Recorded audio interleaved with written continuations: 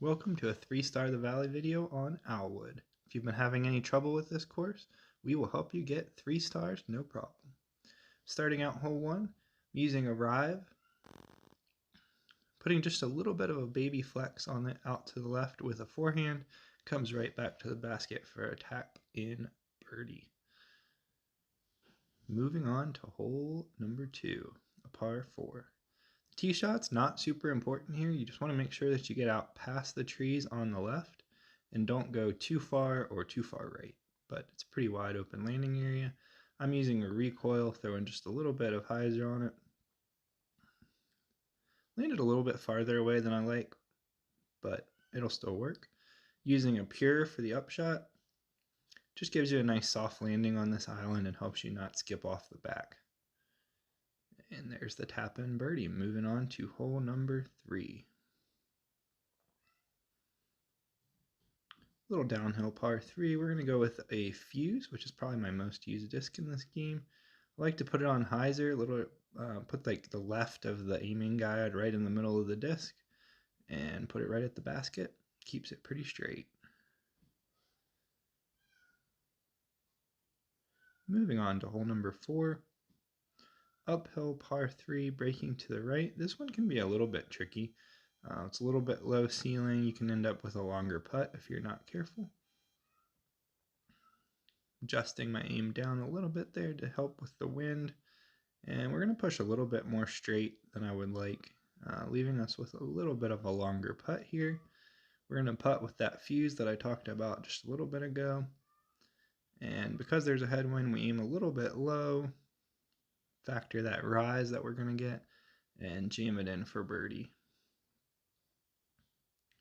Hole 5, this is another one that can be a little bit tricky. I'm going to use a rive with extra glide and turn and kind of throw a little hyzer flip there.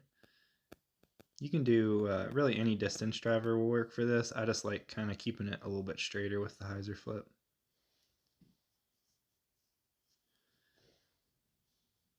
And we're in for that birdie. Moving on to hole number 6, probably the trickiest hole on the course in my opinion. I'm using a musket with extra fade and skip, putting it out on the right and letting that extra fade skip do its work, bringing the disc back to the left. You can try some mid-ranges or any other fairway for that shot. That's just the disc that I found works the best for me.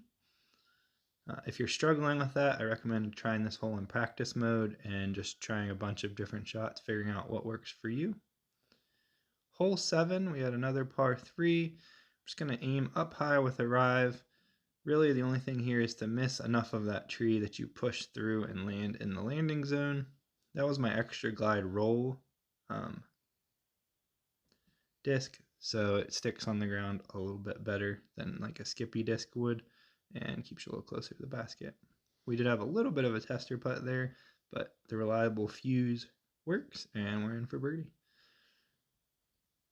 Longer par 4 here with a dog leg right and then a little bit back left at the end.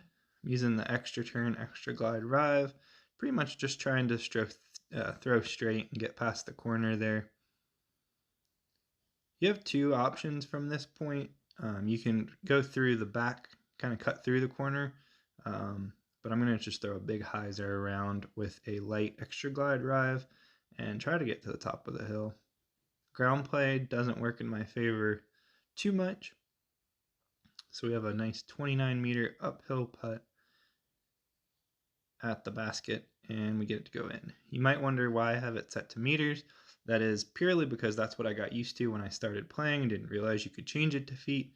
So you might have to do a little bit of conversion there if you have changed it to feet.